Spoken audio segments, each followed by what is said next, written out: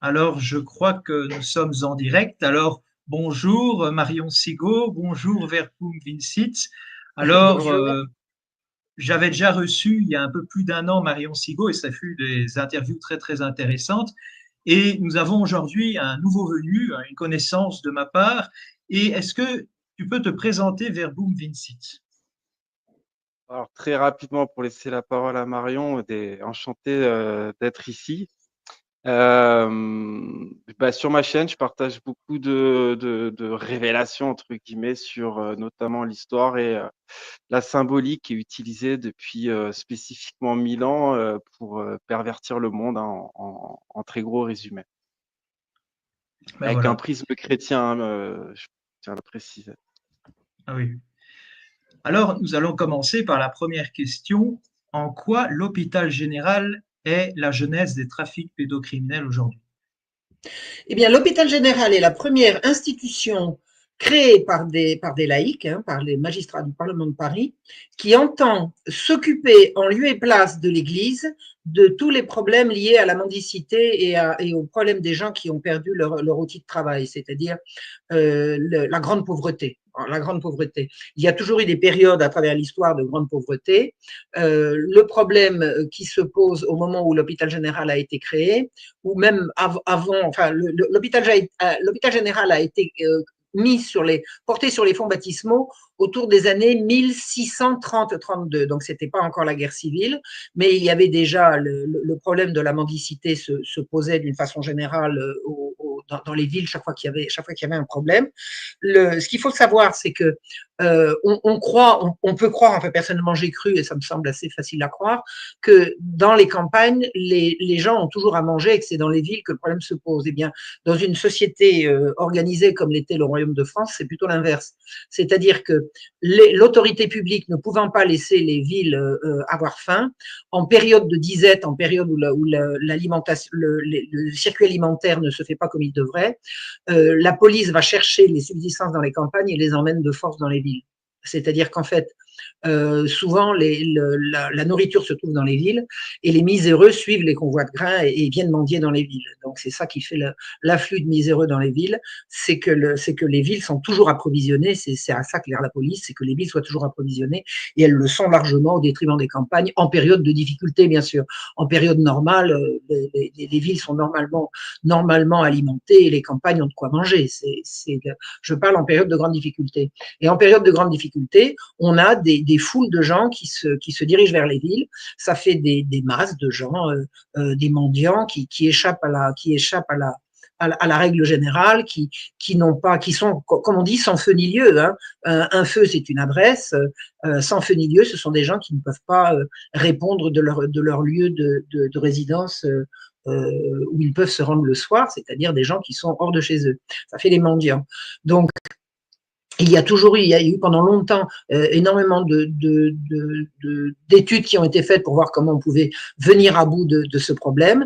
Et en 1656, après près de 30 ans d'études, un certain nombre de magistrats du Parlement de Paris ont proposé au roi ce qui allait devenir le code de l'hôpital général, c'est-à-dire un projet de création d'un établissement. Il y aurait un établissement comme ça minimum par ville et même par petite ville. Hein. Dans le bourg à côté de chez moi, Saint-Sauveur-Apuzé, il y a eu un hôpital général qui était la destination devenue obligatoire pour tous les gens qui avaient perdu leurs moyens de subsistance, la destination obligatoire. C'est-à-dire qu'on n'avait plus le droit de mendier. Mendier était devenu un délit. Alors, c'est passible, si on vous faisiez prendre, passible des galères, passible du fouet, passible d'une répression extrêmement sévère.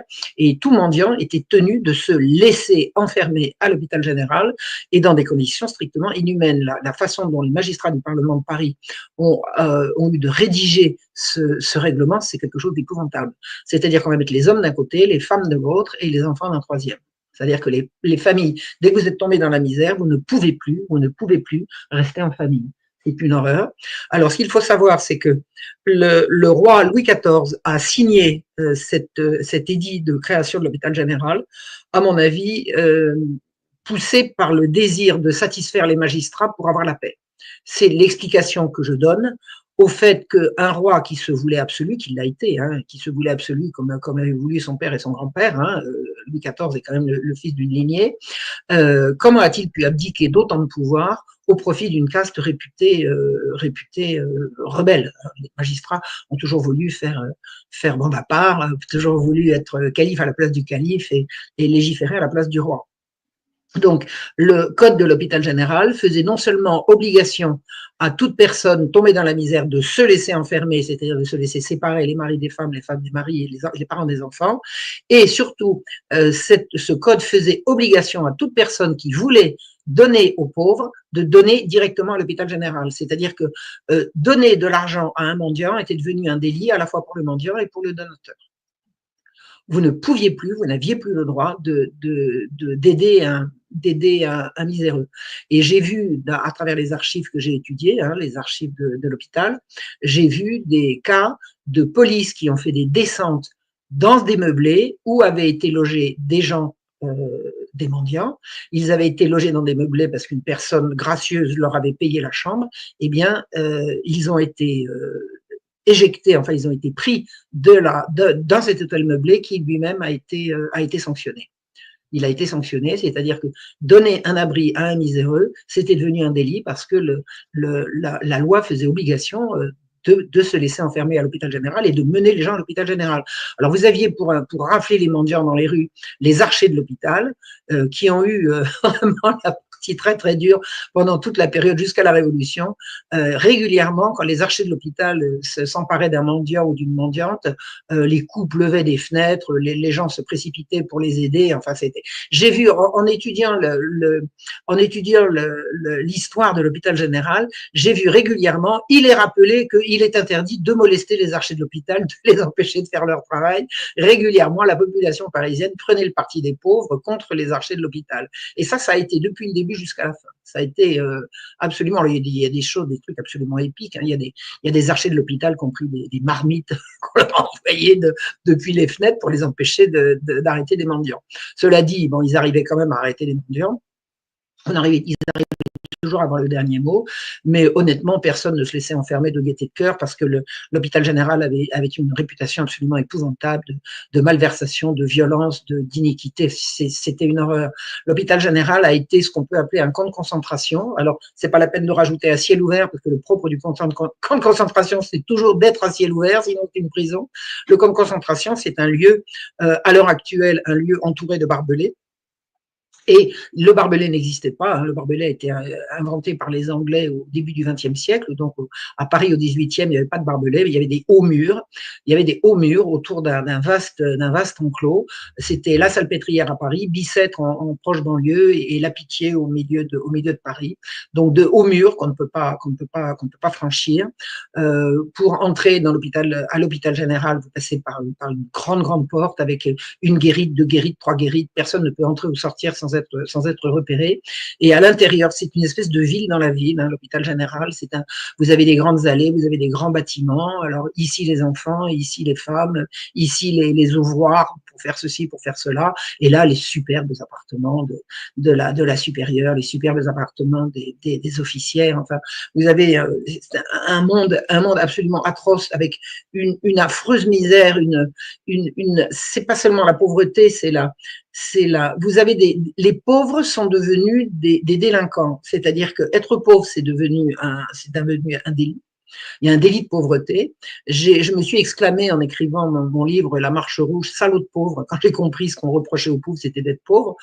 C'est d'ailleurs beaucoup la mentalité janséniste, hein, parce que les magistrats du Parlement de Paris, qui ont, pas ceux qui ont créé l'hôpital général, mais ceux qui l'ont dirigé pendant la plus grande partie du temps, c'était des magistrats jansénistes. Et le jansénisme est une forme de protestantisme qui n'a pas, enfin, de protestantisme, faut pas dire des gros mots. C'est une opposition. C'est faux, c'est pas du protestantisme, c'est une forme d'opposition à Rome, mais qui ne veut pas rompre avec Rome et qui dit que si vous êtes pauvre, eh bien c'est parce que Dieu l'a voulu et la pauvreté est une calamité et vous êtes puni. Vous êtes puni, Dieu vous punit d'être pauvre.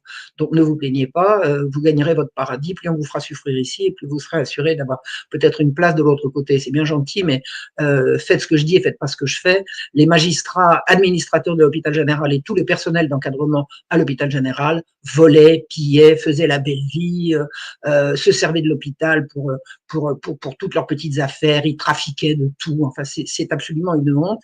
Et surtout, ils martyrisaient véritablement la population. J'ai beaucoup étudié le fonctionnement de la salpêtrière, c'est une horreur, c'est une horreur. Et vous aviez, alors, par exemple, une des horreurs de l'hôpital, vous aviez des femmes qui entraient à l'hôpital général enceintes, parce que la pauvreté ne vous immunise pas contre les grossesses. Donc, vous avez des femmes qui entrent à l'hôpital général enceintes, sans leur mari, bien sûr. Si elles en avaient un, le mari n'avait de toute façon pas le droit de venir avec elles. Et au moment où elles accouchaient, on leur retirait leur enfant immédiatement pour l'envoyer à la couche, disputer à d'autres enfants le lait trop rare des nourrices. C'est-à-dire que pourquoi retirer des enfants du sein de leur mère pour aller chercher une nourrice ailleurs, alors que la mère a tout sur place pour nourrir le petit. Alors c'est du sadisme avant la lettre, hein, parce que le marquis de Sade, il a vécu pendant la deuxième partie de la vie de l'hôpital général, donc il n'a rien à y voir. Mais ce qu'on appelle le sadisme, c'est-à-dire la délectation qu'ont les gens de pouvoir, de pouvoir quel qu'il soit d'ailleurs, de jouir de la souffrance qu'ils infligent, on a l'impression à l'hôpital général que c'est toujours ça qui accourt. C'est-à-dire que toute solution à tout problème sera toujours trouvée, celle qui sera la plus douloureuse, la plus mortifère, la plus désespérante pour les enfermés. C'est vraiment une horreur, c'est ce qu'on peut appeler un camp de concentration avant la lettre. Et on entendait, paraît-il, à Paris, de temps en temps, hein, c'était pas toute l'année, mais de temps en temps, quand les cris de douleur des enfermés de la salpêtrière se rejoignaient de dortoir en dortoir et de bâtiment en bâtiment, ça réveillait les Parisiens la nuit. C'est-à-dire que les femmes se mettaient toutes ensemble à hurler leur désespoir et ça réveillait les Parisiens. Est-ce que vous imaginez? C'est-à-dire que les horreurs qui se passaient à l'hôpital général, sans que la population sache vraiment ce qui s'y passait, on savait que c'était atroce. D'abord, on savait que c'était atroce, on pouvait savoir ce qui s'y passait parce qu'il y avait régulièrement des gens qui sortaient. Moi, j'ai bien étudié les registres d'entrée et des sorties. L'hôpital général, on y entrait en permanence, donc pour pas qu'il déborde, il fallait qu'il y en ait qui sortent. Donc, les gens qui sortaient pouvaient raconter ce qui s'y passait et le roi était régulièrement alerté par des lettres, par des dénonciations de ce qui se passait à l'hôpital général. Alors, de quoi se plaignait-on? De la violence, du vol, du pillage, de la concussion, c'est absolument atroce. Alors, vous aviez par exemple, à titre d'exemple, parmi les horreurs qui s'y passaient, il y avait moyen, on avait trouvé moyen, on prétendait avoir trouvé moyen de soigner certaines maladies vénériennes, en l'occurrence la syphilis, de la soigner par des bains de mercure, enfin par des trucs absolument ouf. Enfin bon, peu importe. Et ça se faisait à Bicêtre. Donc, l'établissement avait ce qu'il fallait pour soigner les personnes qu'on disait gâtées, c'est-à-dire qui avaient attrapé la maladie vénérienne, et on les soignait à Bicêtre. Et Bicêtre se faisait payer 2 fois, se faisait payer par l'institution, par le roi qui donnait de l'argent pour soigner les gens, et il se faisait en plus payer par les malades. Et les officières qui soignaient les malades les faisaient payer 1 fois, 2 fois, 3 fois. Enfin, c'était effrayant. Et avant de leur donner des bains chauds, peu importe, on les fouettait parce qu'il fallait leur apprendre que la syphilis, ça s'attrapait pas en faisant du tricot. Donc, l'encadrement de l'hôpital général passait son temps à faire la morale et à donner des leçons de religion et à dire le bien et le mal aux enfermés. Alors, ça a été une des raisons du conflit qui a existé à l'hôpital général, c'est que l'encadrement était véritablement janséniste et le jansénisme était interdit. Le jansénisme était considéré à la fois par l'Église comme une hérésie et par le roi, par la loi comme une pratique interdite. Il y avait une loi d'État qui interdisait le jansénisme, comme il y avait une bulle, la bulle Unigenitus, qui de la part du pape, de la part de la hiérarchie ecclésiastique disait que le jansénisme était interdit. Eh bien, à l'hôpital général, le jansénisme avait force de loi. Les prêtres étaient jansénistes, tout le monde était janséniste. Et le propre du jansénisme, c'est de dire, enfin, une des caractéristiques du jansénisme, c'est de dire que la vie est une vallée de larmes et qu'on est là pour souffrir. Et croyez-moi, il ne se privait pas de rappeler cette scène abominable, enfin je dis scène à titre ironique, cette abominable maxime aux enfermés qui étaient fouettés pour un oui, pour un non, enfin c'était abominable, c'était abominable. Et régulièrement les enfermés se révoltaient. Donc un jour le roi a demandé le roi avait reçu tellement de plaintes de ce qui se passait à l'hôpital général qu'il a demandé à l'archevêque de Paris, qu'il venait de nommer, qui s'appelait Christophe de Beaumont, il lui a demandé d'aller siéger à l'administration de l'hôpital général. Alors, d'après les statuts d'origine de l'hôpital général, l'archevêque de Paris était censé siéger et il n'avait jamais siégé parce qu'on ne l'invitait pas, parce qu'il avait autre chose à faire. Et là, le roi, ayant connaissance des statuts, a dit à l'archevêque de Beaumont, vous allez aller siéger à l'hôpital général, ce qui était statutairement tout à fait recevable. Et au moment où l'archevêque est arrivé à l'hôpital général, le Parlement de Paris s'est mis en grève, en grève, en grève. C'est-à-dire que la magistrature a arrêté de fonctionner parce que le roi avait envoyé l'archevêque de Paris regarder ce qui se passait à l'hôpital général. C'est absolument insensé. Je ne vais pas vous raconter tout le conflit maintenant parce que ça n'a pas de sens. Je veux dire, ça serait beaucoup trop long. Mais ce que je peux vous dire, c'est que ce que le monseigneur de Beaumont n'a pas découvert, ce que le roi n'a pas su, mais ce que moi j'ai découvert en étudiant les registres, c'est que les magistrats administrateurs de l'hôpital général faisaient rentrer quantité d'enfants sans parents et les faisaient sortir pour l'inconnu, c'est-à-dire qu'ils se livraient à un trafic de petits-enfants.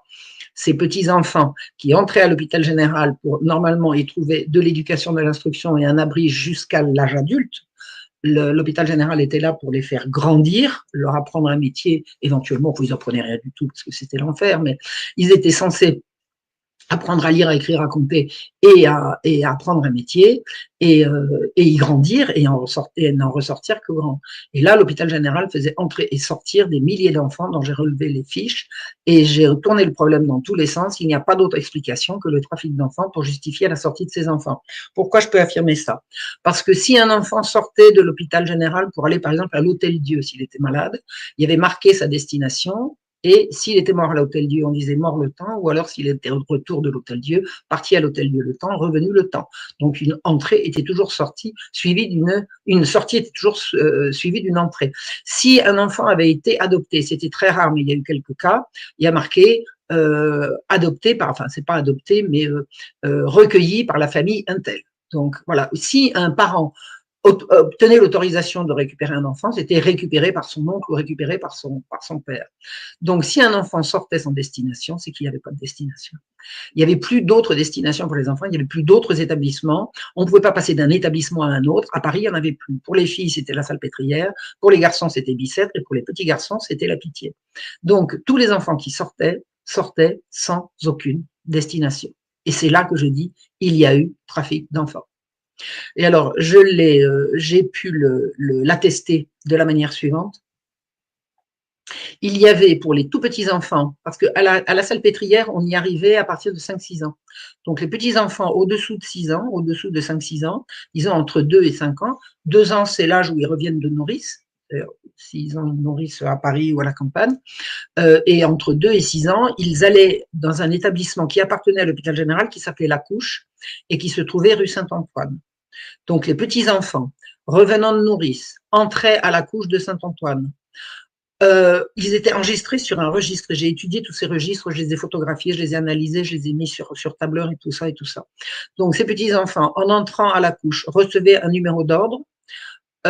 Ils avaient une date d'entrée et ils avaient une date de sortie. Donc, ils entraient pour quelques années et ils sortaient pour la Salpêtrière ou la Pitié.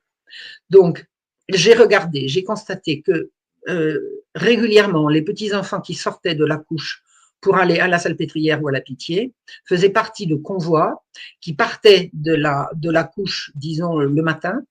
Il y avait 500 mètres à parcourir entre la couche et la Seine. Une fois sur le bord de la Seine, il y avait un bac qui traversait la Seine. Le bac appartenait à l'institution, c'est-à-dire que le carrosse qui arrivait de l'hôpital général n'avait pas à attendre son tour. le bac était là pour eux, le bac leur appartenait. Donc, si vous étiez piéton ou vous aviez vous-même une voiture, vous pouviez passer par le bac s'il restait de la place. Mais la voiture qui arrivait de la couche et qui se rendait à la Salpêtrière, qui est de l'autre côté de la Seine, avait priorité. Donc, vous aviez un quart d'heure en voiture, en carrosse pour arriver jusqu'à la Seine, disons 10 minutes pour traverser la Seine, hein, c'est pas grand-chose. Et de l'autre côté, vous étiez directement à la Salpêtrière. Donc, vous aviez, en 1 heure de temps, on pouvait passer de la couche à la Salpêtrière. À la Salpêtrière, les petites filles étaient déchargées et ensuite la voiture continuait jusqu'à la Pitié, 1 kilomètre plus loin, de l'autre côté du Jardin des Plantes. À l'heure actuelle, pour les gens qui connaissent Paris, c'est à l'emplacement de la mosquée de Paris. La mosquée de Paris est à l'emplacement de l'ancien emplacement de l'hôpital de la Pitié. Et j'ai remarqué que les enfants, en étudiant les registres, les enfants sortaient, alors par exemple, un lundi matin de la couche, et ils arrivaient et à la Salpêtrière et à la Pitié le mercredi suivant. C'est-à-dire qu'ils n'avaient pas couché. Où avaient-ils couché? Le lundi soir et le mardi soir. Ils avaient passé 2 nuits dehors, ils avaient mis 48 heures à parcourir moins d'1 kilomètre. Et là, le trafic d'enfants est avéré. La littérature de l'époque glorifie les petites maisons avec les orgies. Vous savez, c'est là. On dit que le siècle des Lumières, c'est également le siècle du libertinage. Le libertinage, c'est tout ce qui consiste à dire, c'est ce qui va donner la révolution sexuelle d'ailleurs au XXe siècle, hein, c'est-à-dire mon plaisir et mon droit. Eh bien, le siècle des Lumières, c'est aussi beaucoup le siècle du libertinage. Moi, j'aime bien les petits enfants, donc je m'en offre. Et comment s'offre-t-on les petits enfants? Comment les libertins peuvent-ils prétendre avoir du plaisir à coucher avec des petits-enfants? À votre avis, où vont-ils les chercher? Où vont-ils les chercher? J'ai compris que c'est à l'hôpital général qu'ils allaient les chercher. Et de toute façon, c'était un puits sans fond, c'était un réservoir absolument gigantesque d'enfants que personne ne réclame puisqu'ils étaient séparés de leurs parents. Et j'ai noté avec encore plus d'horreur que parmi ces enfants qu'on voyait, alors, on les voit sortir des registres, comme ils ont un numéro de matricule. On sait que c'est les mêmes. C'est quand un enfant qui est suivi d'un numéro de matricule, possédé d'un numéro de matricule, si on le trouve ici ou si on le trouve là, c'est le même enfant. Il a le même nom, le même prénom et le même numéro de matricule. Donc, on les voit sortir de la couche, arriver à la Salpêtrière et arriver à la Pitié par paquet, disons 15-20. Et il en manque toujours 3 ou 4. C'est-à-dire qu'il en sort 15, il en arrive 12. Où sont passés les 3 autres? On imagine bien qu'ils ne sont pas tombés dans la Seine. Comme ils n'ont pas pu passer 48 heures sur le bac et dans leur carrosse, ils ont été livrés à des libertins. C'est une évidence. C'est une évidence. Et le siècle du libertinage a vraiment fourni toute une littérature. Enfin, moi, j'ai trouvé des trucs vraiment écœurants, de gens qui glorifient le petit enfant qu'on a comme un pot de chambre pour pisser, parce que vous comprenez, moi, il y a un auteur qui disait, moi, quand j'ai besoin d'écrire et que l'essence m'aiguillonne, j'ai absolument besoin d'un enfant comme on a un pot de chambre pour pisser, sinon j'ai pas les idées claires. Vous vous rendez compte? C'est pas une glorification de la pédophilie, ça c'est quoi? Et c'est pire que c'est pas seulement une glorification de la pédophilie, c'est une glorification de l'exploitation des enfants du peuple par les gens de la haute, quoi. Et la haute, c'était pas la haute forcément aristocratique, hein. La bourgeoisie avait sa part là-dedans. Et Diderot a écrit de la cochonnerie aussi, et c'était pas du tout un aristocrate, Diderot. Voilà. Et Voltaire non plus. Donc voilà, ce que j'ai découvert de l'hôpital général, c'est que c'était un réservoir d'enfants pour des réseaux pédocriminels et que c'était les magistrats qui tenaient ces réseaux pédocriminels. Les magistrats, leur caractéristique, c'était de s'opposer en permanence à l'autorité du roi et à l'autorité du pape.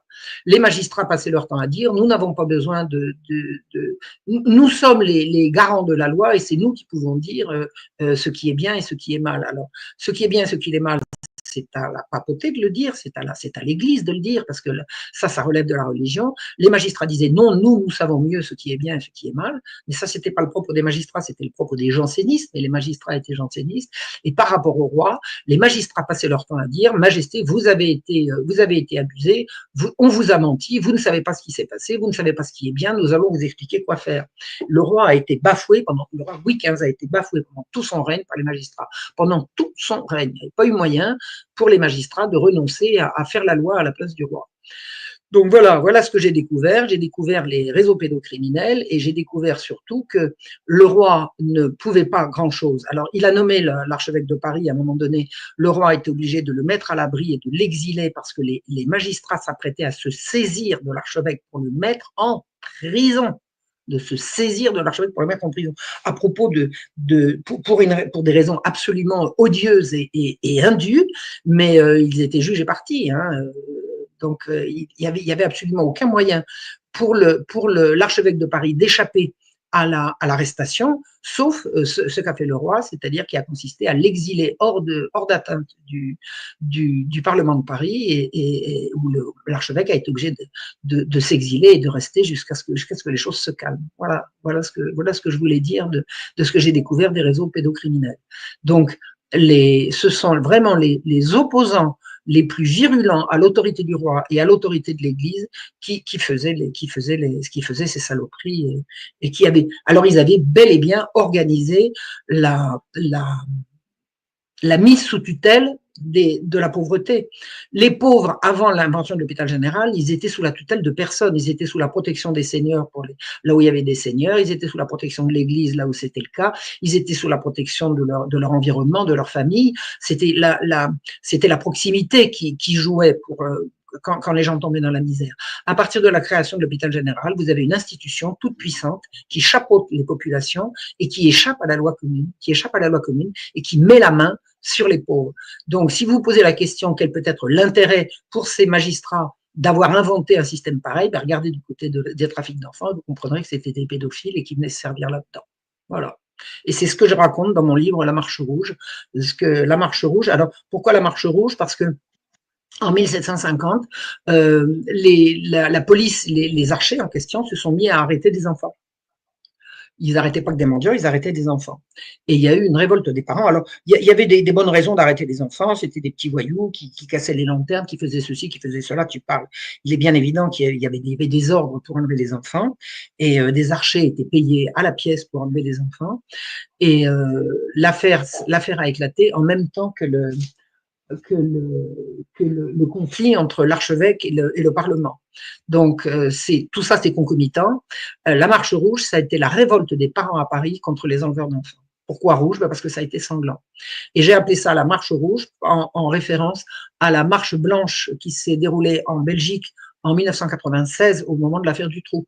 Quand les Belges ont pris conscience que des enfants étaient enlevés pour alimenter des réseaux pédocriminels, il y a eu une marche blanche, c'est-à-dire une gigantesque manifestation de parents qui sont sortis avec des foulards blancs, des drapeaux blancs, des ballons blancs, le blanc, la couleur de l'innocence. Et moi, j'ai appelé mon livre La Marche Rouge parce que c'est pas la couleur de l'innocence qui a joué, ça a été la couleur du sang qui a été versé pour défendre les enfants. Et voilà.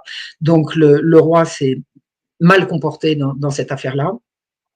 C'est-à-dire que, alors c'est pas le roi qui a jugé, hein, c'est le Parlement, comme de bien entendu. Il y a eu un procès des enleveurs d'enfants et en fait, on a voulu mettre un signe égal entre les enleveurs d'enfants et les gens qui les ont poursuivis. Ben non, faut pas exagérer. Hein. Les gens qui ont chassé les enleveurs d'enfants sont des gens qui ont défendu leurs enfants, qui ont défendu leurs petits frères ou leurs enfants ou leurs fils. Et il y a eu 3 pendaisons absolument iniques. Les enleveurs d'enfants s'en sont tirés pour quelques sous, quelques francs ou quelques écus d'amende, et la répression est tombée sur des gens qui n'avaient pas de sang sur les mains, qui avaient mené la bronca contre les enleveurs d'enfants, et que l'autorité a pendu publiquement. Le public n'en croyait pas ses yeux que le roi refuse sa grâce. Le peuple criait grâce, grâce, grâce, grâce. On pensait que la grâce allait arriver et elle n'est pas arrivée. Et les manifestants ont été pendus. Ça a été terrible. Ça a été terrible.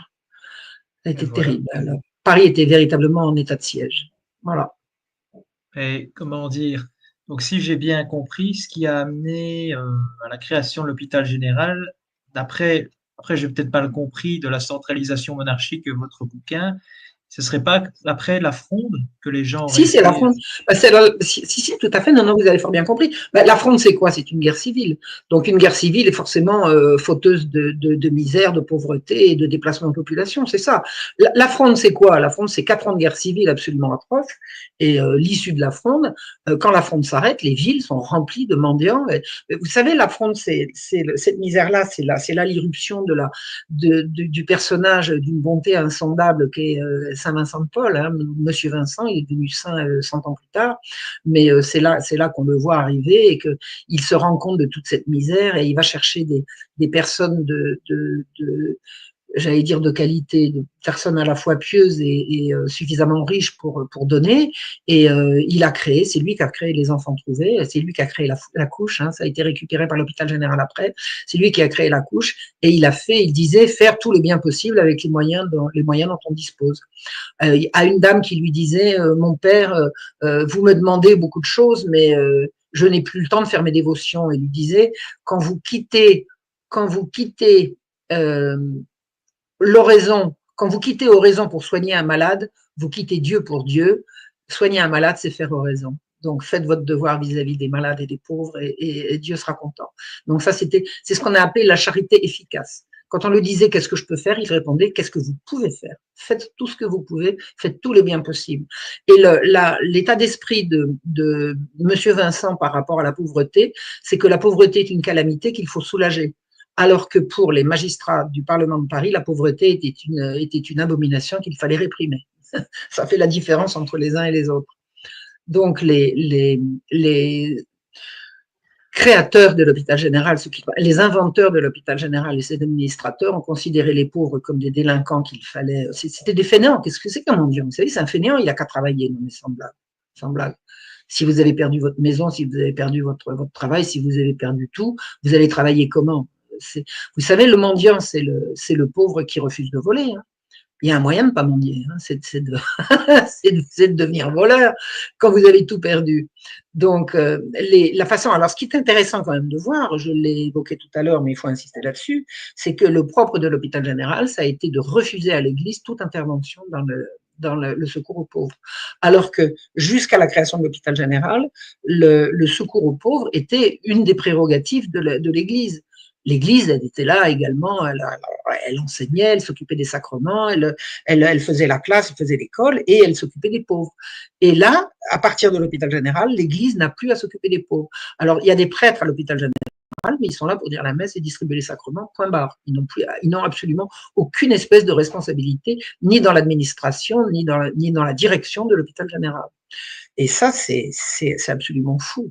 C'est absolument fou. L'Église a été interdite de continuer sa vocation naturelle à soulager la misère. Donc, Monsieur Vincent, lui, il était absolument convaincu que le devoir du chrétien, quel qu'il soit, laïque ou religieux, le devoir du chrétien, c'est de soulager la misère, mais dans un but de soulagement. C'est-à-dire que les gens se sentent mieux, qu'ils souffrent moins, qu'ils soient heureux. C'était vraiment un humanisme profond, la démarche de Monsieur Vincent. Alors que les jansénistes et les dévots, parce que ce sont les dévots du Saint-Sacrement, de la Compagnie du Saint-Sacrement qui ont créé l'hôpital général. Vous savez, ce qu'on voit dans Tartuffe. Donc, j'ai perdu le fil. Les partisans du renfermement considéraient la pauvreté comme une calamité, qu'il fallait, pas comme une calamité, comme une faute qu'il fallait faire payer. Alors que pour M. Vincent, c'est une calamité qu'il fallait soulager par tous les moyens possibles. Voilà. Donc, il y a eu véritablement une opposition. Alors, ce qu'il faut savoir, c'est que le Parlement, l'hôpital général, il a duré depuis 1656 jusqu'à 1789. Donc, il y a eu presque 150 ans d'existence. Et la mentalité est restée. Au début, c'était la Compagnie du Saint-Sacrement, après c'était les jansénistes, et la mentalité est restée. Puis après les jansénistes, devinez qui a pris le flambeau. L'hôpital général est devenu l'assistance publique, et puis c'est les francs-maçons qui ont pris le relais. Alors, ce qu'il faut savoir, c'est que les jansénistes, ils fonctionnaient sur le secret. L'hôpital général fonctionnait sur le secret, la compagnie du Saint-Sacrement fonctionnait sur le secret. Tout ça, ce sont des sociétés secrètes qui fonctionnent sur le secret. On ne doit pas savoir qui a donné l'argent, on ne doit pas savoir qui a décidé. Alors que le propre de Monsieur Vincent, c'était de dire on veut savoir qui fait quoi. On veut les magistrats quand Monsieur Vincent est devenu Saint Vincent de Paul, je me souviens plus exactement en quelle année, je me demande si c'est pas en 1740, c'est-à-dire à peu près un siècle après la création de l'hôpital général. Saint Vincent de Paul a été canonisé, et bien les magistrats ont refusé de reconnaître la canonisation, ils n'ont jamais enregistré dans leur registre, ils n'ont jamais inscrit dans leur registre. C'est-à-dire que pour le Parlement de Paris, Monsieur Vincent n'a jamais été Saint Vincent de Paul, parce qu'il s'est opposé aux façons de faire des magistrats. Il a lutté de toutes ses forces contre les façons de faire des magistrats. D'ailleurs, quand la compagnie du Saint-Sacrement, alors la compagnie du Saint-Sacrement, c'est ça qui avait été l'association qui avait été faite en 1632, je crois. Et c'est elle qui a accouché de l'hôpital général. Elle avait demandé, donc c'était une association de dévots laïcs, toujours laïques, que ce soit des magistrats ou des grands bourgeois, donneurs d'ordre qui avaient des entreprises de filature, de ceci, de cela, des gens avec de l'argent ou des gens avec de l'entre-gens. Et ces gens ont créé l'hôpital général de telle sorte que personne ne puisse jamais venir regarder ce qui s'y passait. Tout était fait dans le plus grand secret. Alors, ces dévots du Saint-Sacrement ont été remplacés quand Louis XIV s'est rendu compte par l'intermédiaire de ses conseillers que c'était un véritable État dans l'État et qu'il décidait. Une société secrète, un roi absolu ne peut pas supporter une société secrète. Une société secrète, ce sont des gens qui n'obéissent qu'à eux-mêmes. Donc la compagnie du Saint-Sacrement s'est auto-sabordée et c'est elle qui tenait toutes les rênes de l'hôpital général. Ça doit être en 1660, je crois, qu'elle s'est sabordée. Et à ce moment-là, les jansénistes ont pris toutes les places et ils ont fait encore pire que faisait la compagnie du Saint-Sacrement. Donc c'est une coterie de gens qui prônent la haine des pauvres, la violence, vous savez, c'était poteaux, carcans, supplices, enfin, c'était assez insoutenable. Ce qu'ils faisaient subir aux pauvres, c'est absolument insoutenable. Et puis, faites ce que je dis, faites pas ce que je fais, c'est-à-dire qu'ils faisaient bonbons, ils faisaient des fêtes et tout. Enfin, ils avaient tous leurs maîtresses, une ou deux maîtresses parmi les officières. Enfin bon, c'était vraiment quelque chose d'absolument honteux et qui prêchait le rigorisme et qui faisait la java, qui faisait la belle vie. Donc tout ça, c'est un monceau d'hypocrisie, de violence. Je ne vois pas quel est le roi qui aurait pu supporter une telle engeance. Je veux dire, c'est absolument épouvantable, quoi. Maintenant, ce qui se passait véritablement à l'hôpital général, la population le savait d'une certaine manière, c'est-à-dire qu'on savait que c'était violent, on savait que c'était des pilleries, que c'était des coucheries, tout ça, ça se savait. Mais le trafic d'enfants, jamais personne ne l'a évoqué. C'est moi qui l'ai découvert, parce que le trafic d'enfants, ça consistait à faire sortir des enfants de l'hôpital général. À partir du moment où ils sortaient, personne ne pouvait dire ce qu'ils devenaient. Donc personne n'a pu soupçonner ça. C'est moi qui l'ai découvert parce que j'ai décidé de regarder, d'éplucher un à un, page par page, ligne par ligne, 10 ans d'entrée et de sortie de l'hôpital général. C'est ce que j'ai découvert. C'est ce que j'ai découvert, que les magistrats faisaient du trafic d'enfants. Ce qui est aberrant, c'est qu'il n'y a personne qui a fait le travail auparavant. Ben non, c'est mon intuition. J'ai du pif. Non, personne n'a fait le travail auparavant. Et ça, j'en suis sûre parce que j'ai tellement travaillé aux archives de l'assistance publique, je peux vous dire que j'ai épluché tous les recueils, vous savez, les inventaires de toutes les thèses, de tous les mémoires qu'il y avait à disposition. Vraiment, j'ai tout regardé. Personne n'a fait ce travail. Personne n'a fait ce travail. Ça, c'est moi qui l'ai fait. Mais pourquoi? Parce que faut savoir qu'en matière de pédocriminalité, plus le temps passe, plus les choses arrivent à la vue de tout le monde, quoi. C'était le secret le mieux gardé pendant des siècles et des siècles. Et à l'heure actuelle, les pédophiles se croient suffisamment forts pour revendiquer haut et fort le droit de faire leur cochonnerie. Donc, plus ça va, plus les gens parlent, plus on en découvre, et plus on en soupçonne. Moi, j'ai compris pourquoi est-ce que j'ai eu le soupçon qu'il pouvait y avoir des choses comme ça dans l'histoire, pourquoi j'ai cherché de ce côté-là. C'est parce que je suis arrivé dans Lyon à l'âge de 40 ans et qu'arrivé dans Lyon, j'ai découvert l'affaire des disparus de Lyon. Je m'y suis intéressé. Je faisais regarder ce que c'était que ces gens qu'on enlevait pour livrer à des pervers. c'est absolument épouvantable. Une fois que vous avez compris le principe, vous allez regarder si ça existait avant.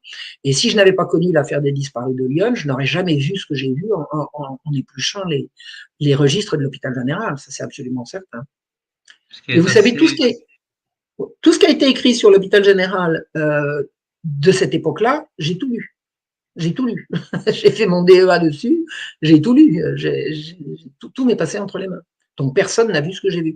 D'ailleurs, il y avait un monsieur qui faisait, pendant que je faisais mes études, pendant que je faisais mes relevés là, avec mon ordinateur, mon appareil de photo, là, il y avait en face de moi un jeune homme qui passait un DEA comme moi et qui faisait la même chose. Il relevait les entrées et les sorties des registres de Bicêtre. Donc on était l'un en face de l'autre. Et je lui ai dit, tu cherches quoi toi? Il dit, moi je recherche l'origine des gens. Donc, il faisait une recherche pour savoir d'où venaient les gens qui arrivaient à l'hôpital général. Il n'a pas trouvé des pédocriminels parce qu'en essayant de savoir s'il y avait plutôt des bourguignons que des artésiens ou des provençaux à l'hôpital général, il n'avait pas trouvé ce que j'ai trouvé. Moi, j'ai rentré et sorti tous les enfants de 0 à 14 ans qui rentraient et qui sortaient, j'ai fait des tableaux. Les tableaux, la réalité m'a sauté à la figure. C'est là que j'ai découvert la réalité. Mais il fallait, pour que je fasse ces tableaux-là, il fallait que j'ai déjà l'intuition qu'il y avait quelque chose à chercher de ce côté-là, c'est certain. Le pire, c'est que y a plein de gens, ils voient l'arbre, mais ils voient pas ce qu'il y a derrière la forêt, en fait. Donc, ils passent à côté, en fait. C'est ça qui est fou. Et en fait, ce qui est assez intéressant, c'est de voir que aujourd'hui, ça dépend ce qu'on croit ou ce qu'on ne croit pas. Il y a des gens qui parlent de la dictature des juges et que, malheureusement, on voit par exemple ce qui s'est passé avec Marine Le Pen, qu'en gros, lorsqu'on n'est pas en accord avec ces gens-là, avec le syndicat de la magistrature en France, ils nous mettent derrière les barreaux et c'est très facile. Et en fait, c'est quand même fou de se dire qu'un archevêque a été mis en prison alors que c'est quand même quelqu'un de très haut placé dans l'Église. Normalement, il devrait être protégé par ses pairs. Il a failli être mis en prison, il n'y a pas été mis. Hein. Il était moins une. Hein. Il a été, le roi l'a exilé pour éviter d'être mis en prison. Oui. Mais le pape, il n'a rien fait. Pardon? Le pape, il n'a pas protégé, c'est ça. Bah, vous savez, il n'y avait pas Internet. Hein. Vous imaginez entre le moment où le mandat d'amener a été envoyé et le moment où le roi a réagi, il s'est passé 24 heures. Hein. Le pape, pour le prévenir, il fallait 3 semaines. Hein. Ah oui, c'est vrai. À l'époque, il n'y avait pas d'avion. Bah tiens, il n'y avait pas d'avion, il n'y avait pas de téléphone. Non, on était bien obligé. On était bien obligé. Puis alors, attendez, l'archevêque de Paris, il était très haut placé en France, quoi. Je veux dire, il n'était pas que au-dessus de lui, il y avait pas. Hein. Au-dessus de lui, c'était Rome. Hein. Donc, non, mais ça les dérangeait pas. Ça les dérangeait pas. L'outrecuidance de ces magistrats était quelque chose d'absolument insensé. Et ce qui est assez fou pour moi, c'est que quand je regarde la façon dont les choses ont été présentées dans pas mal de livres, on dit toujours les abus de l'archevêque de Paris. L'archevêque de Paris, il abusait absolument pas. Au contraire, c'est les autres qui abusaient. On a toujours présenté ça à l'inverse.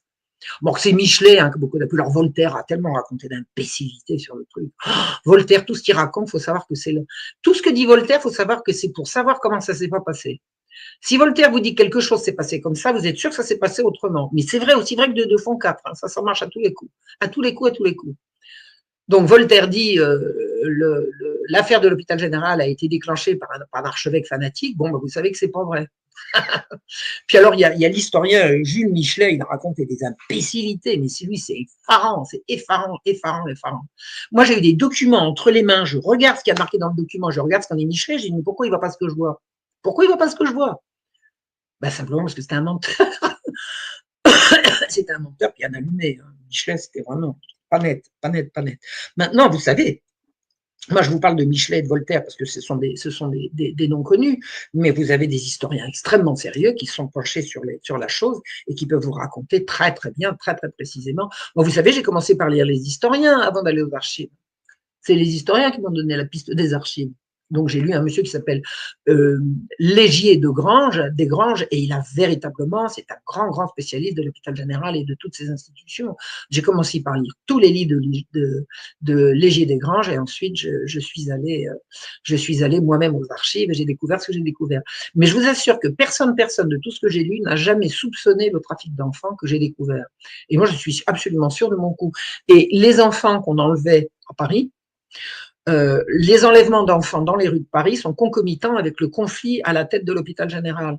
C'est-à-dire que moi, ce que je soupçonne, mais je ne peux pas passer ma vie dans les archives de l'hôpital général, il faut que je continue mes recherches il faut que je continue mon travail ailleurs, quoi.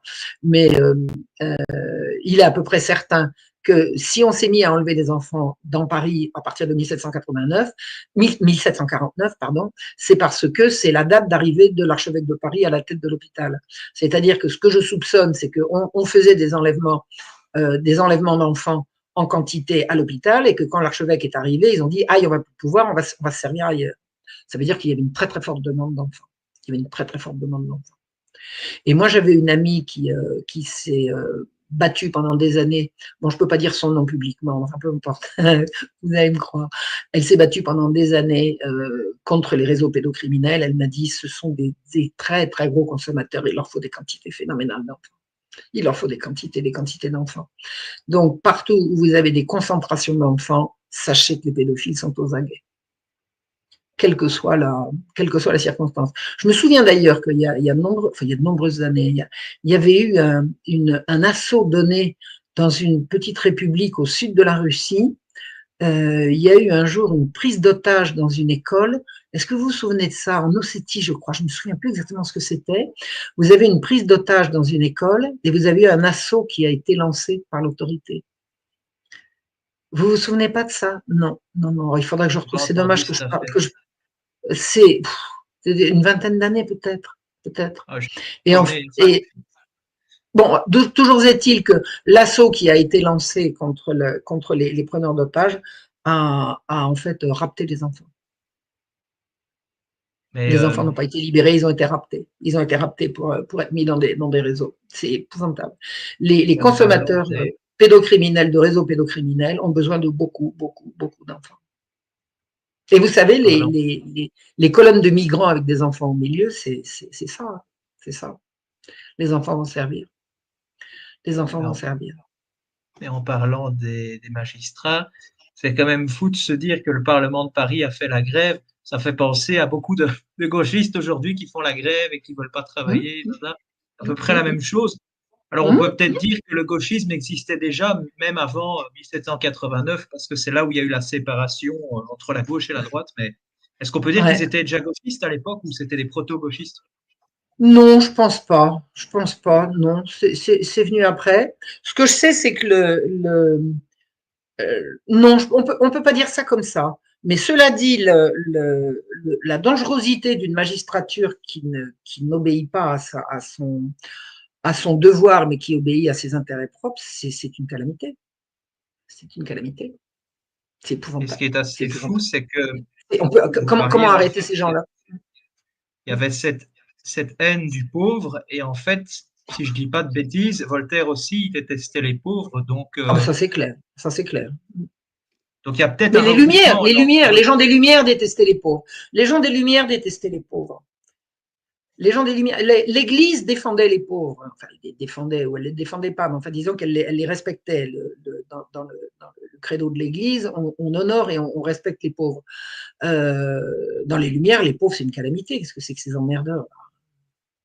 Ce qui est assez intéressant, c'est vers vous, voilà. Désolé. Hein, mais… Non, bah, c'est passionnant, mais justement, c'est passionnant de voir qu'à cette époque, justement, on a des principes explicitement antichrétiens comme cette espèce de haine contre la mendicité, la pauvreté et cette pédophilie, puisque Jésus, dans ses évangiles, le seul moment où il va prêcher la peine de mort, c'est pour les pédophiles. Exactement. Matthieu 18,6, Luc 17,2.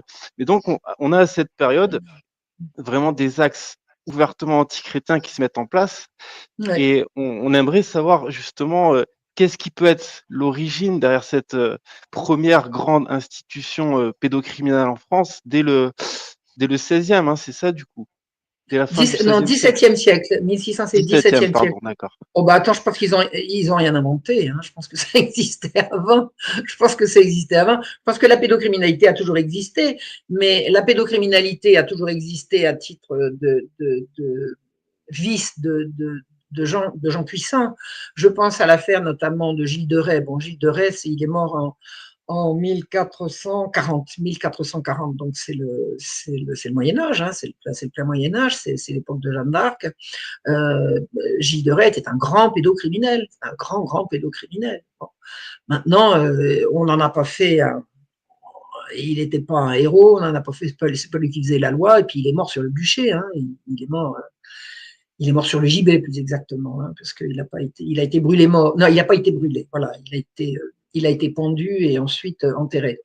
Mais je veux dire, quand le propre de l'évolution de ce genre de choses, c'est que à l'origine, vous avez des individus ou des institutions qui sont pédocriminels, mais qui se cachent autant qu'elles peuvent, et puis après qui multiplient les exactions. Et puis à l'heure actuelle, on a des pédocriminels qui revendiquent les droits sexuels des enfants, le droit des enfants à coucher avec des adultes, puis le droit des enfants à coucher avec des adultes, c'est le droit des adultes de coucher avec des enfants. Hein.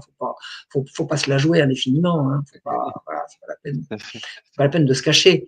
Donc, le propre de l'évolution de ces choses-là, c'est qu'on part du plus grand secret à la revendication d'un droit nouveau. À l'heure actuelle, les pédophiles réclament le droit. Le droit. Vous savez, quand on dit LGBT, XYZ, il y a pédophile dedans. Hein. Il y a pédophile dedans. Le droit, on veut considérer que la pédophilie est une sexualité comme une autre. Voilà. Donc, à l'heure actuelle. Aujourd'hui, les gauchistes, ils disent oui, vous voyez, les pédophiles, comment ils disent ça, ils sont stigmatisés par la société, mais ils sont dingues, en fait, les gauchistes. Je crois qu'il faut pas être gauchiste à l'heure actuelle. Faut vraiment, on ne devrait plus dire gauchiste, on va dire woke maintenant, parce que ça résume tout. Ça résume tout. Oh, si vous voulez vous amuser, j'ai découvert les films à l'arrache. Là. Je crois que ce cinéaste est en train de se faire un triomphe. Je lui souhaite le meilleur, vraiment. Son nom m'échappe. Je lui présente mes excuses de ne pas pouvoir dire son nom. Mais les films à l'arrache, allez regarder ça. Ce sont des séries de petits sketchs qui mettent en scène des gauchistes les plus ridicule qui soit, c'est absolument hallucinant. Et à la fois au niveau des mœurs, au niveau de la santé, au niveau de la politique, au niveau de tout ça. Allez regarder ça. C'est vraiment, à l'heure actuelle, être gauchiste, c'est du dernier ridicule, quoi. C'est du dernier ridicule. Ils défendent quoi? Qu'un homme est égal à une femme, qu'on peut changer de sexe, que les enfants ont besoin d'éducation sexuelle dès le plus jeune âge, non, mais attendez, enfin bref. Mais bientôt, qu'est-ce qu'ils vont faire? Ils vont se dire un homme peut se marier avec un oiseau ou avec une chaise. Je veux dire, où va le monde? Bah oui. Tout est possible. À partir du moment où c'est comme vous le sentez. Vous savez, le gars qui a 40 ans, qui dit, mais moi je me sens 60, je vais prendre ma retraite maintenant. Quoi. Vous n'allez pas me refuser de me donner ma retraite puisque je me sens suffisamment âgé. Attendez, on vit pas en fonction de ce qu'on sent, on vit en société en fonction de réalités tangibles, palpables et incontestables. La façon dont on se sent, c'est autre chose. C'est autre chose et on n'a pas à légiférer en fonction de ce que les gens se ressentent. N'importe quoi. Oui, d'ailleurs, on a vu qu'avec le luciférianisme et des gargantuels et télémites, on était dans le fais ce que tu veux. Et là, avec l'air wokiste, on arrive carrément à sois ce que tu veux, qui est un cran au-dessus encore en plus. Quoi. Oui. Et ce qui n'a pas de sens, parce que si on pouvait vraiment être ce qu'on veut, il n'y aurait pas besoin de chirurgie pour changer de sexe. Hein.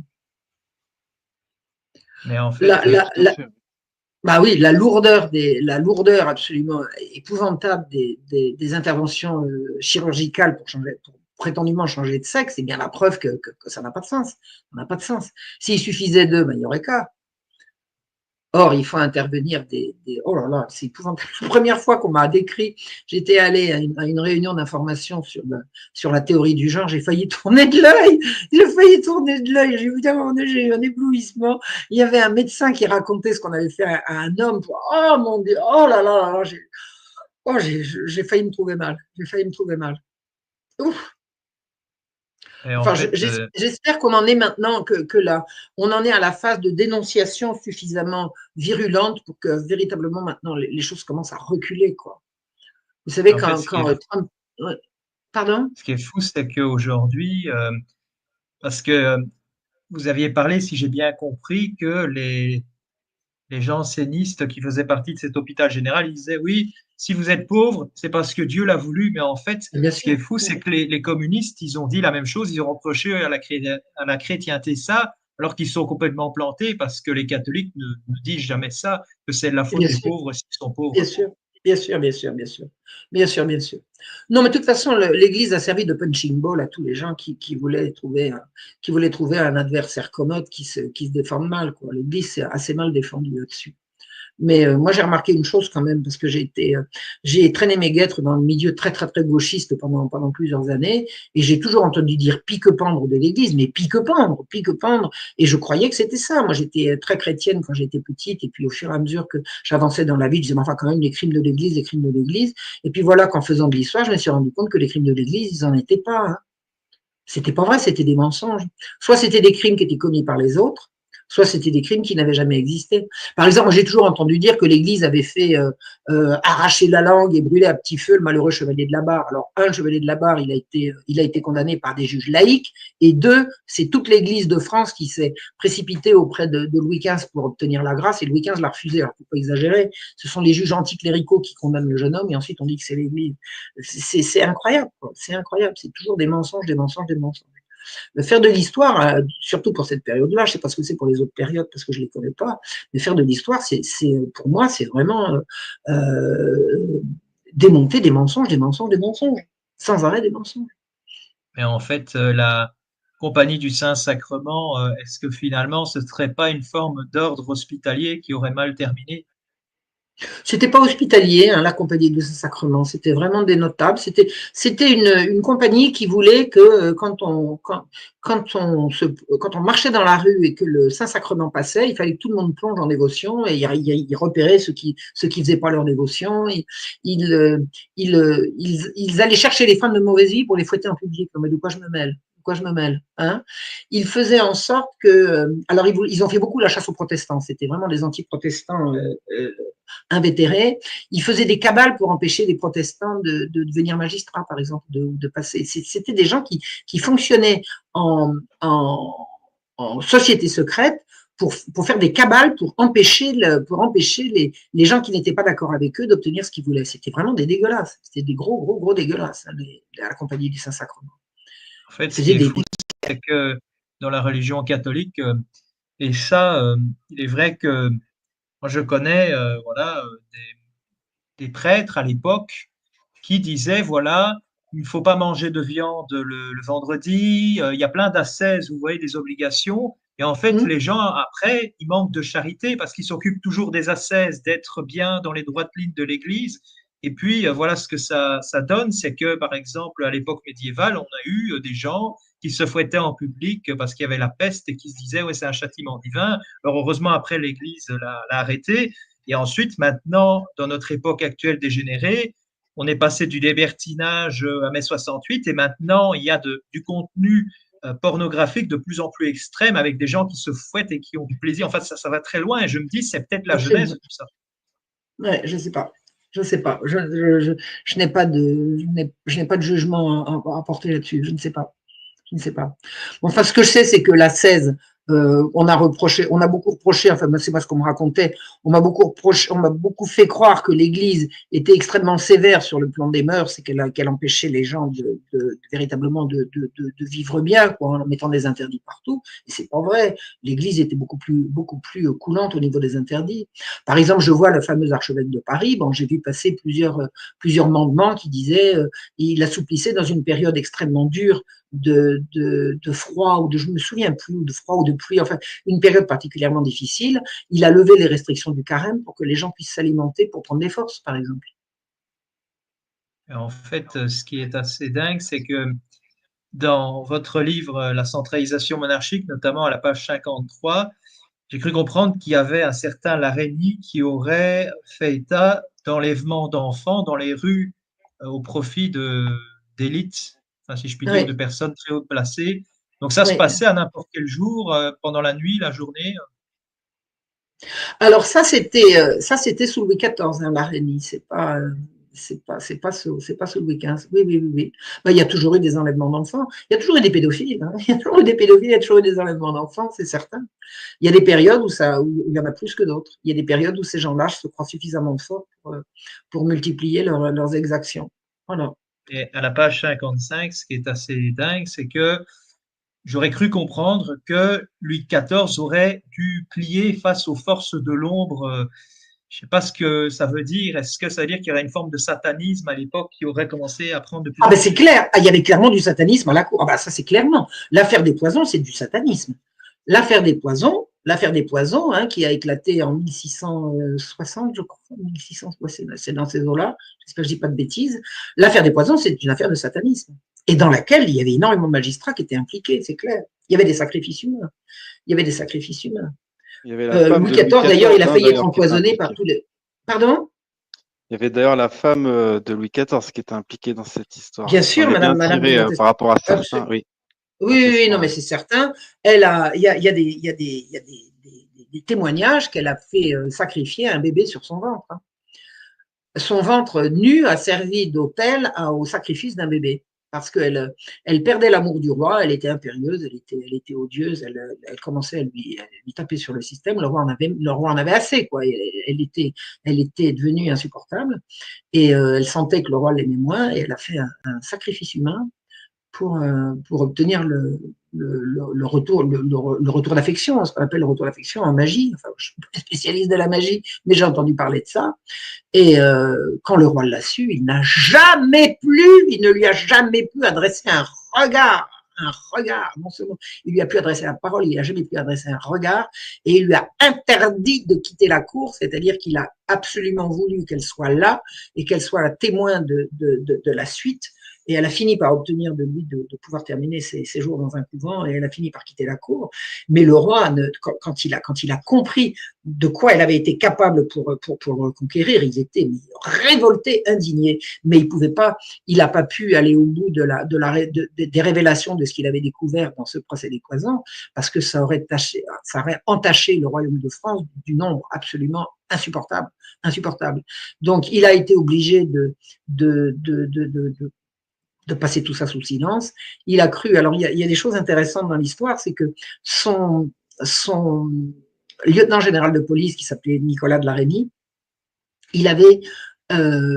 c'est lui qui alimentait le roi en information sur tout ce qui se passait dans la chambre ardente, qui était le tribunal qui avait été mis sur pied pour aller au bout de cette affaire des poisons, pour découvrir qui empoisonnait qui faisait quoi.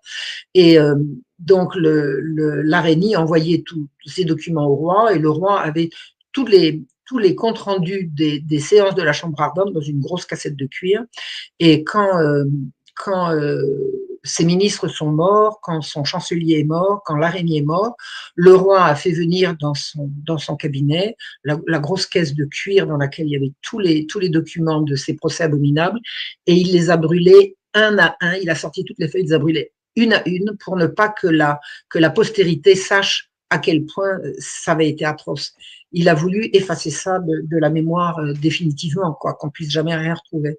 Mais ce qu'il savait pas, c'est que tout ce que l'Araignée lui envoyait, il le faisait à partir de brouillons, et que les brouillons de l'Araignée sont aux archives, et que c'est eux que je suis allée voir. Et en fait, on a tout ce que le roi a brûlé, on l'a en brouillon dans les dossiers de l'Araignée. Donc, toute l'affaire des poisons, on a tout chez l'Araignée, on a tout intégralement.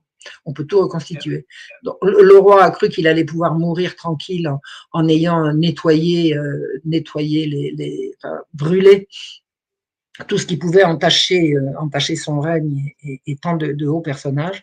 Et puis, en fait, voilà, les historiens retrouvent leur compte à la mort des grands personnages. Il faut aller regarder leur brouillon. Vous savez comment j'ai découvert le couteau qui avait servi à l'attentat de Damiens en 1757 contre Louis XV, c'est-à-dire 100 ans plus tard?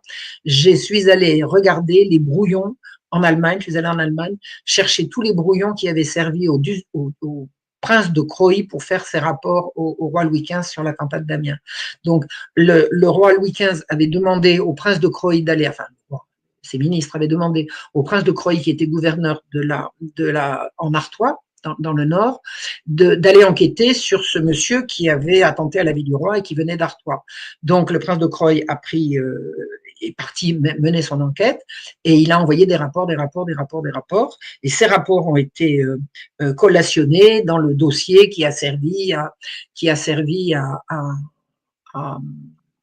faire le procès de Damien. Et ensuite, toutes les pièces du procès de Damien se sont trouvées dans les papiers du procureur général. Et ensuite, ces papiers du procureur général ont été collationnés pour faire un imprimé. Donc, moi, quand j'ai indiqué sur Damien, j'ai commencé par lire l'imprimé. Ensuite, je suis allée dans les papiers du procureur et là, j'ai trouvé les manuscrits qui avaient servi à faire l'imprimé. Et dans les manuscrits, vous aviez à la fois tous les interrogatoires des uns et des autres et tous les rapports envoyé par le prince de Croÿ, d'accord? Bon.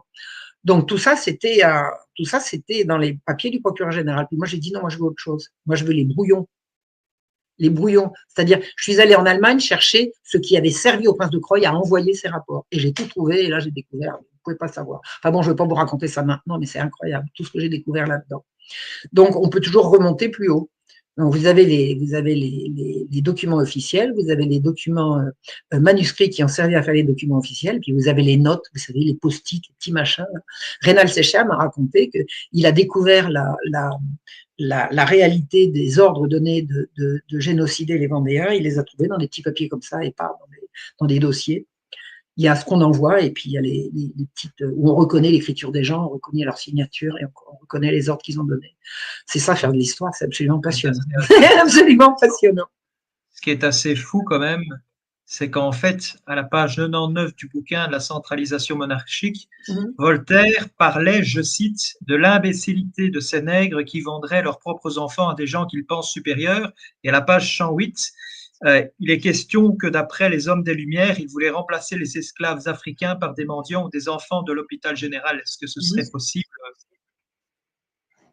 Comment ça? Qu'est-ce que ce serait possible? C'était ça le but, hein. Déporter mais bien sûr, le but de déporter les prisonniers français, les prisonniers de l'hôpital général, de les déporter dans les îles, c'était pour remplacer les nègres. Hein. Alors, en fait, Voltaire, il était... J'aimerais bien, je dis les nègres, parce que c'est comme ça qu'on disait à l'époque, les nègres, comme ça veut dire noir, c'est pas la peine de dire maintenant, il faudrait dire de couleur. Bon, remplacer les nègres, c'est comme on disait à l'époque. Voilà. Et Voltaire, en fait, c'est quand même scandaleux, cette histoire avec la vente des parents de leurs enfants à des Blancs. Alors, voilà, non, mais il est bien gentil, Voltaire. Les parents vendaient leurs enfants. Attendez, alors, moi, j'ai entendu des crétins des Alpes, là, excusez-moi pour les Alpins, des imbéciles qui me disent, mais c'est absolument vrai que les parents vendaient leurs enfants. Je dis, comment ça? Ils vendaient leurs enfants, ils vendaient les enfants des autres. De quoi vous parlez? De quoi vous parlez? Les parents vendaient leurs propres enfants. Attendez, quand ils raflaient des familles entières sur les côtes ou quand ils raflaient des enfants, c'est pas parce que les parents disaient prenez mon enfant, prenez mon enfant. Non mais ça c'est tout le racisme. Non mais le racisme de Voltaire, c'est quelque chose d'abject. Il était d'un racisme et d'un antisémitisme raciste, mais il était dégueulasse, ce type, dégueulasse. Et il prétend que c'était les mères noires qui vendaient leurs enfants. Non, mais sans blague. Et il y a des gens qui vont me prétendre, si, c'est vrai. Ben, montrez-moi où. Montrez-moi où. Est-ce que c'est vrai que, après je peux peut-être dire des bêtises, mais que tous ces philosophes des Lumières qui auraient dit des choses terribles auraient pu inspirer, je dis bien avec des guillemets, les nazis? Moi, je ne suis pas spécialiste du nazisme. Moi, je pense que j'en sais rien. Oui, sans doute, j'en sais rien. En fait, j'en sais rien. J'en sais rien. Ce que je sais, c'est que Voltaire avait des Juifs une conception racialiste. Pour lui, c'était une race. Mais ce n'était pas une race complètement humaine. Il faut savoir ce que racontait Voltaire sur les Juifs. Il dit que ils étaient Alors, évidemment, il disait ça en rigolant, mais il avait le droit de rigoler à l'époque. Hein. Il disait que c'était le croisement de juifs avec des boucs et de juifs avec des chèvres. C'est pas beau, ça? Est-ce que vous connaissez plus dégueulasse à dire d'une société que ça? Et ce qui est fou, c'est que au XXe siècle, les nazis faisaient des caricatures avec des rats et des juifs. Enfin, c'était antisémite, ces caricatures, mais c'est bizarre. On dirait que c'est les mêmes caricatures quasiment. Je suis pas spécialiste des nazis. Il me semble que l'antisémitisme des nazis se fonde sur la race, effectivement. Mais donc, pour Voltaire, les Juifs, c'était une race. C'était une race inférieure. C'est clair. Et en tout cas, alors, Verbum Vincit, qu'as-tu à dire sur ce que nous avons dit? Eh ben, moi, je retiens beaucoup justement cette institution pédocriminelle qui se met en place à une période où avant, effectivement, ça existait bien sûr, mais ça concernait vraiment des cas isolés. Gilles de Rais, effectivement, c'est peut-être, il me semble, le premier procès pour pédocriminalité des siècles avant, quelques siècles avant.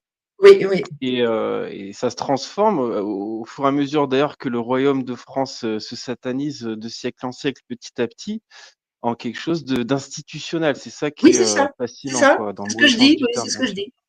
Ben, Oui, maintenant, la pédophilie est au cœur du pouvoir. exactement. Au pouvoir, est au pouvoir. Vous savez, j'ai Maintenant, oui. assisté ce week-end à une réunion de parents en Belgique. Ce que j'ai entendu que les parents racontent de ce qui se passe à l'école, c'est à hurler. C'est à hurler. Ce qu'on raconte aux enfants, ce qu'on montre aux enfants, c'est atroce.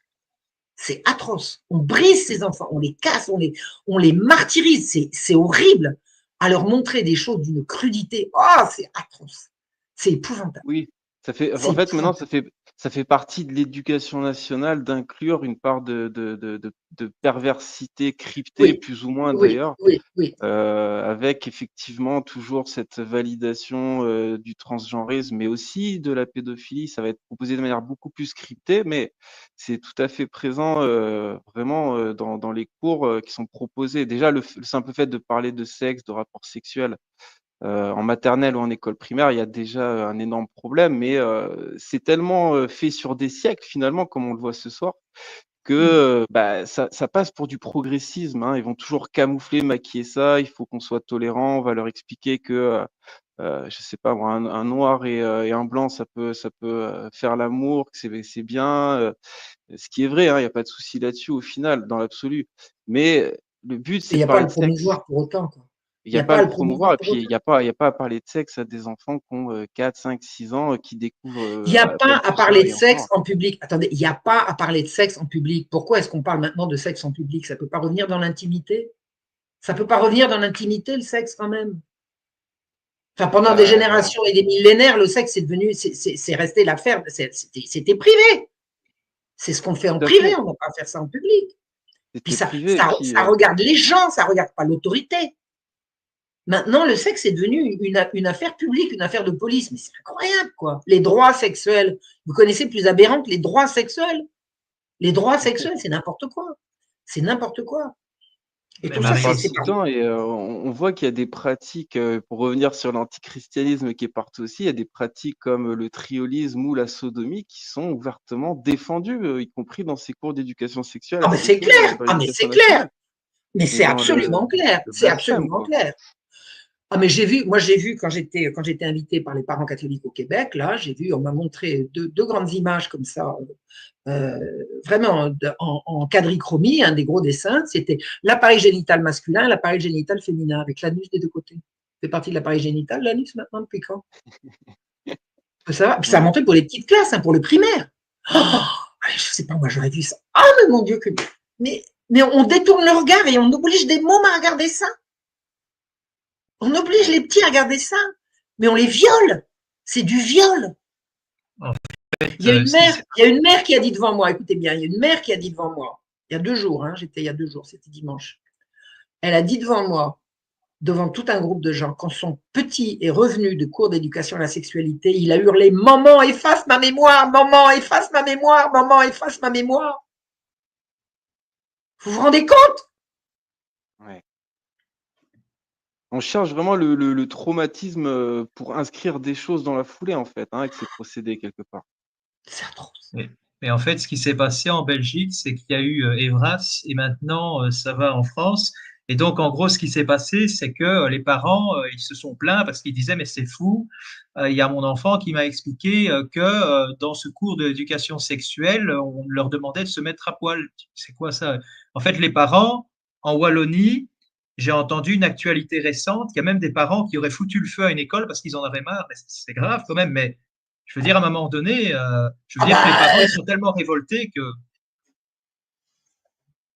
Oui, on a même ça dans les directives de la communauté européenne 2009 le fait de pouvoir expliquer qu'on peut se toucher soi-même et explicitement, c'est marqué, l'instituteur peut éventuellement montrer comment ça se passe et Absolument, donc à absolument, toucher des enfants directement. Là, on est vraiment dans la pédophilie systémique à absolument, l'éducation nationale, absolument, quoi. absolument. C'est Et j'ai vu, aberrant. alors il faut savoir que toutes les agences de l'ONU, toutes les agences de l'ONU et toutes les grandes organisations européennes valident tout ça.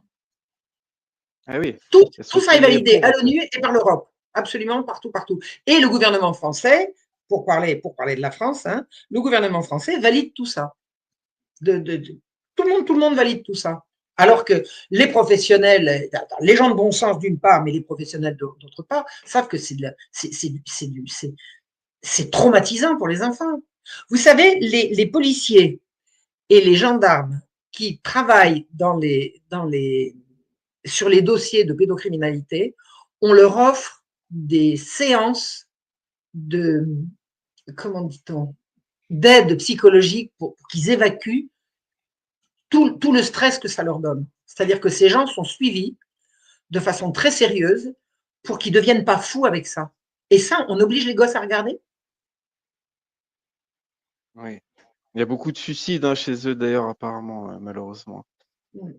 Des gens qui Et en s'occupent fait, de ces dossiers. Ouais. il y a et pour terminer, il y a un commentaire qui dit: ce sont les parents qui ne jouent plus leur rôle, les enseignants qui sont vendus et les dirigeants malades prenant acte des cabinets de conseil leur disant que tout est question de consentement. Oui, absolument. Oui, oui, oui. Bon, enfin, que les parents ne jouent plus leur rôle, je veux bien, mais quand les parents jouent leur rôle, on leur enlève les enfants. Alors, il ne faut pas tirer sur les parents non plus. Hein. Moi, je connais suffisamment de parents, dès qu'ils prennent en main leurs enfants, on vient les chercher. Hein. On vient les chercher, les enfants. Comment vous croyez que ça se fait? Il y a des centaines de milliers d'enfants qui sont enlevés à leurs parents.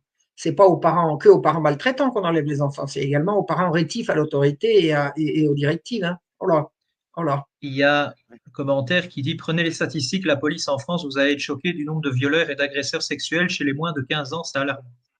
Ah ben ça, j'en suis persuadée. Non, mais alors attendez, moi j'ai quand même bien étudié tous les travaux de Judith Reisman. Judith Reisman, cette américaine là, qui a donné vraiment l'alarme sur ce que c'était véritablement Kinsey, sa fille, quand elle avait 11 ans, sa fille a été violée par un garçon de 13. Alors, les viols faits par des enfants eux-mêmes, croyez bien que je suis au courant. Hein, je suis au courant. Et les enfants, maintenant, se violent dans la cour de récré à l'école maternelle. J'ai relevé 2 cas de tournantes dans une école maternelle, deux tournantes qui ont été faites sur la même petite fille par les mêmes gens, par les mêmes garçons dans la même école maternelle à 1 an d'écart, et ensuite une tournante dans une autre école maternelle sur une petite fille par d'autres petites filles. Maintenant, les petites filles violent les petites filles, vous imaginez? Vous imaginez? Et en plus, il y a un commentaire qui dit: ou de regarder en Afrique ce qui se passe actuellement, où des enfants sont vendus aux plus offrants. Et on a aussi cette histoire: après, certains vendent vraiment leurs gamins sans aucune morale, suffit de voir les Roms capables du pire. Bon, alors là, moi, ce genre de truc, alors l'Afrique, déjà, moi, j'ai une autre vision de l'Afrique. Hein. Je pense que l'Afrique, c'est un continent, alors d'abord immense, avec plein de pays, il faut savoir de qui on parle. Et je trouve qu'il y a beaucoup d'Africains qui ont beaucoup de leçons à nous donner sur leur résistance précisément à la sexualisation des enfants. Ils résistent très très bien. Ils résistent notamment beaucoup au lobby homosexuel qui veut absolument leur imposer ces normes. Et là, les Africains, ils résistent, mais ils résistent magnifiquement, hein, magnifiquement. Ils ne veulent pas entendre parler de cette corruption des mœurs. Je suis allé faire une série de conférences en Côte d'Ivoire il y a quelques années, là. Et vraiment, j'ai trouvé un public tout à fait attentif à ce que j'avais à raconter. Et effectivement, il y a des gens qui viennent maintenant, en fait, comme vous savez, maintenant on sait que les enfants sont sexuels dès la naissance, on sait que, on vient raconter les mensonges de Kinsey. Et je trouve que les Africains, ils opposent une belle résistance, une belle résistance à ça. Chapeau l'Afrique. Bon, maintenant, les parents qui vendent leurs enfants, j'ai vu ça dans le Paris révolutionnaire, c'est-à-dire que quand la misère est tellement noire, quand la misère est tellement épouvantable, prostituer son enfance, c'est lui sauver la vie, provisoirement. Il est dit Voilà. ici: mais l'idée de changer de sexe va s'effondrer car la médecine est en train de genrer les résultats des médicaments et des maladies selon les hormones. Je ne sais pas ce que ça veut dire, genrer les résultats des médicaments. De toute façon, non, mais l'idée de changer de sexe, de toute façon, c'est une telle aberration, ça va nécessairement s'effondrer. Vous savez, chasser le naturel, il revient au galop. Hein. Vous savez, c'est comme le fameux petit garçon transformé en fille, prétendument transformé en fille par le docteur Bonnet. Quand il est arrivé à la puberté, les hormones ont pris le dessus. Et puis, arrivé à l'âge adulte, il s'est suicidé. Hein. La nature reprend le dessus. Hein. Et le bon sens suivra. Le bon sens suivra. Je pense que cette espèce de dinguerie, de folie arrive bientôt à son terme. Ça va secouer, mais je pense que ça arrive à son terme. Et je pense qu'il est vraiment essentiel maintenant de dénoncer tout ce qui est pédocriminalité, parce que quand on aura fait sauter ce couvercle-là, on aura gagné, quoi. On aura gagné. Tout tient par là. Je dis pas qu'il n'y a pas d'autres oreilles à voir derrière, mais tout tient par là. Parce que quelqu'un qui est pris dans une affaire de pédocriminalité, il fera ce qu'on lui dit de faire. Il voudra jamais être dénoncé, être découvert. Donc, énormément d'hommes politiques sont pris dans les filets de chantage à la révélation. Vous savez, c'est ce qui est arrivé à Louis XV. Alors, je voudrais dire 2 mots des mœurs de Louis XV.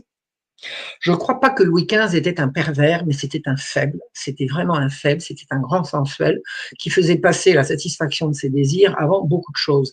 Donc, je ne dis pas qu'il a été un mauvais roi, je ne dis pas qu'il n'a pas été un grand roi sur beaucoup de choses, mais il a laissé sa maîtresse introduire dans son lit des gamines qui n'avaient pas l'âge et qui étaient loin d'avoir l'âge, et il a effectivement gravement fauté avec des gosses hors d'âge et des prépubères. Hein. Et je pense pouvoir expliquer qu'il a subi tellement de misère de la part des magistrats du Parlement de Paris parce qu'il était tenu par un chantage à la révélation de ses mœurs. Je suis persuadée. C'était pas Madame de Pompadour Si, c'est Madame de Pompadour, mais Madame de Pompadour, elle était sa maîtresse, mais il l'avait infectée et le médecin de la Pompadour lui avait interdit de coucher avec le roi. Parce qu'il l'avait rendu malade, il l'avait infecté, il lui avait donné une saleté, quoi. Il lui avait filé une saleté. Donc, le médecin avait dit à la Pompadour, je vous interdis de procéder avec le roi. Elle a dit, bon, mais si je peux plus officier, je me charge de trouver qui le fera à ma place. Et pour pas trouver quelqu'un qui prenne son influence dans le cœur du roi, elle a décidé elle-même de faire entrer des gamines qui n'avaient pas l'âge. Mais vraiment, vraiment pas l'âge. Vraiment pas l'âge. Et elle faisait ça avec son coquin frère et elle a vraiment corrompu le roi. Donc, je pense que c'est pas la peine d'excuser le roi en disant que c'était pas de sa faute, c'était de toute évidence de sa faute, ça c'est clair et net, c'est clair et net, il était responsable de ses actes, mais je veux dire, il faut pas le confondre avec les pires pédocriminels. Le roi n'a jamais été un chasseur d'enfants, il n'a jamais été non plus comment dirais-je, c'est pas de chasser les enfants pour les détruire qui l'intéressait. C'était de faire l'amour avec des très très jolies petites filles. Voilà. Mais il l'a fait. Il en était coupable. Et il est clair. Vous savez que quand il est mort, il a fallu l'enterrer nuitamment pour pas que les gens crachent pour éviter que le public ne crache sur son cortège.